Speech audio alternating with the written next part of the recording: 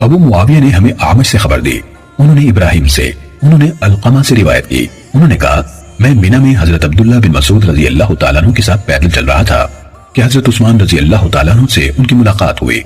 वो खड़े होकर उनसे बातें करने लगे। सैयदना उस्मान रजी अल्लाह तआला अन्हु ने उनसे कहा, अबू अब्दुर्रहमान, क्या हम किसी नौजवान लड़की से आपकी शादी न करवा दें? शायद वो आपको आप ही का वो जमाना याद करा दे जो गुजर चुका है। कहा तो हजरत अब्दुल्ला बिन मसूद रजी अल्लाह तआला अन्हु ने कहा, अगर आपने ये बात कही है तो इससे पहले रसूलुल्लाह सल्लल्लाहु अलैहि वसल्लम ने हमसे फरमाया था, ऐ जवानों के गिरोह, तुम में से जो कोई शादी की इस्तेदाद रखता हो वो शादी कर ले।